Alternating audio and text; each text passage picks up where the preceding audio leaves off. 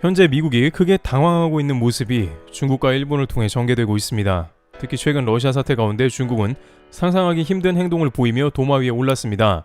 그런데 미 매체에 따르면 동북아에서는 한국 때문에 이번에 큰 도움을 받으며 상황을 헤쳐가고 있는데 결국 일본도 그렇고 중국이 모든 상황을 완전히 망쳐놓았다는 의견이 나오고 있는 것이며 심지어 유럽조차도 이런 상황을 묵인해서 미국 입장에서는 믿을 만한 국가가 없다는 의견이 나오고 있습니다. 관계자들은 막상 위기 상황에 처하자 한국을 제외하고 다 배신을 했다는 이야기까지 나오는 상황이라는데요. 중국, 일본은 왜 그러는 것이며 반대로 한국에는 어떠한 면을 보고 그런 말이 나오는지 의문인데 우선 현재 러시아 사태로 인해서 가장 미국의 뒤통수를 친 국가 중 하나는 일본입니다. 현재 러시아의 가스 개발 프로젝트 사할린 1, 2가 돌아가고 있는데 서방들은 모두 철수하고 있습니다. 사할린 1의 경우 미국 석유 대기업인 엑스모빌이 약 22조 원가량의 지분을 가지고 참여 중인데 러시아 당국에 철수를 하겠다고 밝히며 지분을 돌려달라고 강력하게 항의하고 있습니다.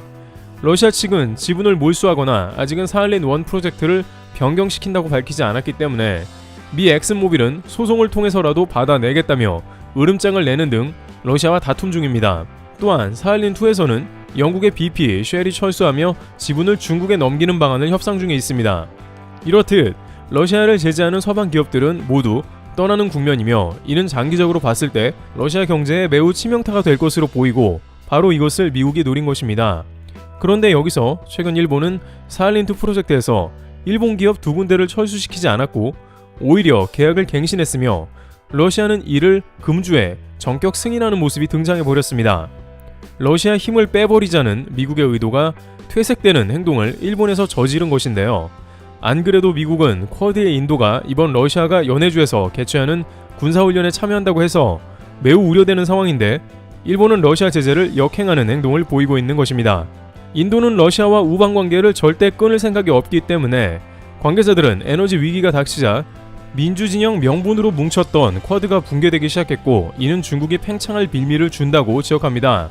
미국은 최근 중국을 그야말로 모든 수단을 동원해 제재하는 행보를 보이고 있는 모습인데요. 금주 미국에서 대중국 반도체 수출 금지를 발표했고 그래픽카드 제조사 엔비디아 주가가 급락했습니다. 미 상무부 지나 레이먼드 장관은 중국에 군사적으로 전용할 가능성이 큰 반도체 수출을 금지했으며 인공지능을 비롯해 다양한 분야에 활용되는 엔비디아 반도체가 수출이 제한된다는 전망이 나온 것이죠. 최근 수년간 중국의 채굴 시장을 비롯해 각종 중국 IT 대기업에 엄청난 판매량을 보였던 엔비디아가 만약 중국의 수출이 전면 금지된다면 중국으로선 첨단 기술을 획득하는데 큰 어려움이 생길 것입니다. 또한 펠로시 하원 뒤에 미국 의원이 5번째로 대만에 방문한 자리에서 차이잉원 총통은 TSMC를 통해서 미국과 대만의 반도체 동맹을 강화하자는 메시지도 주고받았습니다. 이에 대해 자오리젠 중국 외교부 대변인은 대만은 중국 영토의 일부이며 중국은 단 하나라며 미국은 대만에 가서 어떠한 공식 교류도 하지 말라며 반도체 동맹 및 각종 사안에 대해 반대했습니다. 그런데 일각에서는 미국이 머리끝까지 화가 나 있는 상태인데 그에 대한 이유가 드러났다고 하는데요. 미중 무역 전쟁은 이미 트럼프 정권부터 이어져 왔고 벌써 5년 가까이 진행된 사안이라 다를 것도 없습니다.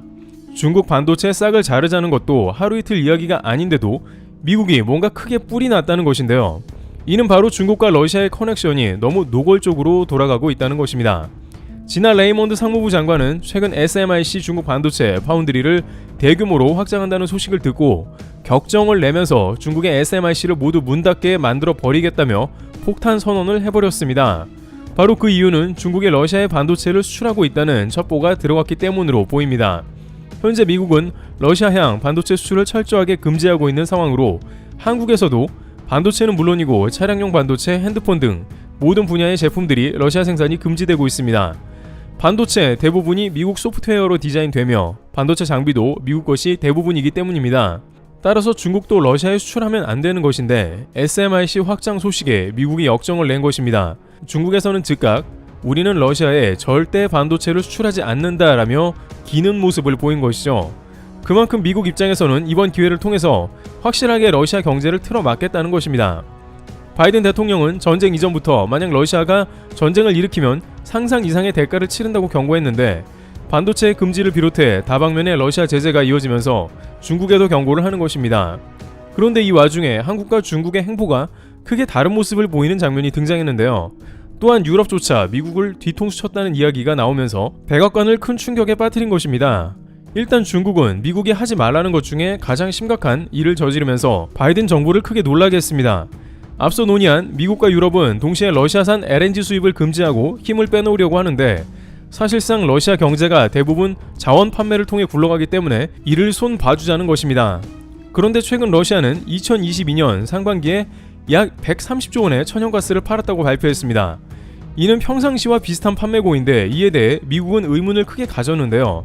아무리 중국과 인도나 기타 국가들이 가스를 많이 사더라도 유럽이 사지 않고 있기 때문에 그렇게 가스를 많이 판매할 리가 없다는 것인데 어떻게 된 상황인지 이해가 안 된 것입니다. 그런데 알고 보니 이것을 러시아가 아닌 유럽에서 우회 경로로 구매했다는 것이 드러난 것입니다. 유럽은 현재 현물로 나온 천연가스를 닥치는 대로 사들이고 있다고 전해지고 있습니다.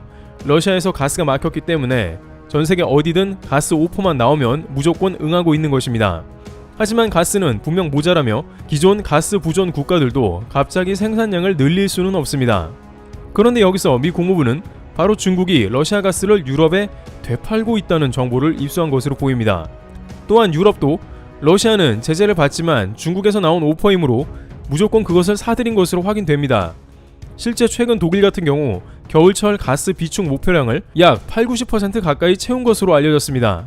독일이 우려하던 것에 비해서 빠른 속도로 가스를 채웠다는 것이 놀라웠는데 중국 영향이 컸던 것입니다.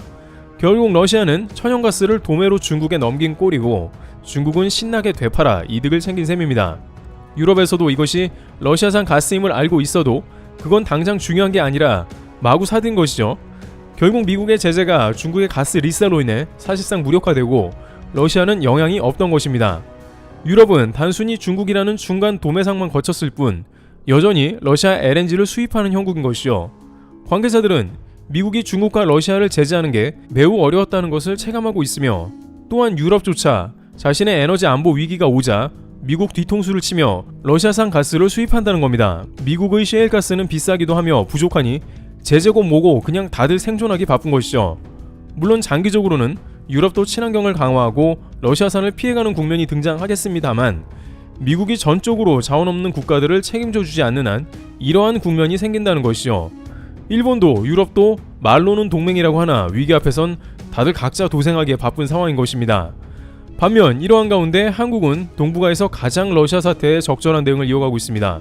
현재 한국은 미국의 자원을 운반해줄 LNG선을 쉴 틈 없이 공급하며 셰일가스 프로젝트에 일조하며 미국이 가장 원하는 셰일가스 패권을 완성하고 중국을 저지하는 데 큰 도움을 주는 것입니다. 추후 한국이 2030년까지 LNG선 공급을 확대할 경우 러시아 LNG 비율은 크게 감소할 것입니다. 이것은 미국이 가장 바라는 그림인데 동맹으로서 한국은 매우 중요한 역할을 하고 있는 것이죠. 또한 군사적으로도 한국은 미국과 시너지 효과를 내면서 유럽을 방어하는 데 최고의 역할을 합니다. 미국이 제대로 납기를 준수를 못하자 한국이 이를 뒷받침했는데 이것은 미국에게도 좋은 일입니다.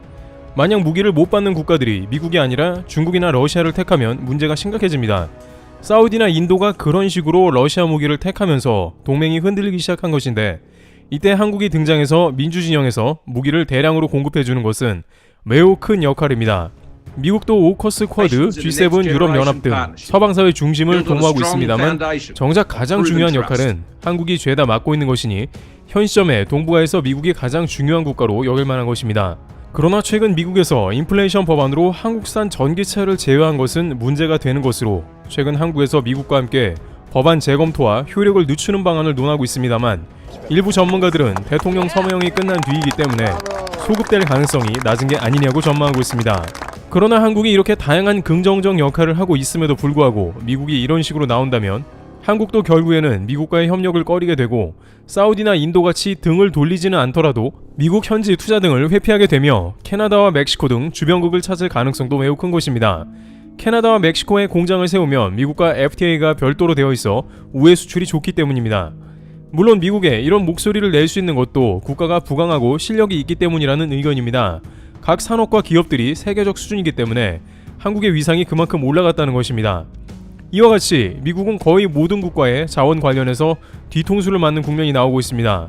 다만 그 와중에 활약하는 한국에 대해 좀 더 파격적인 대우가 필요하다는 목소리가 나옵니다. 트래블튜브였습니다. 감사합니다.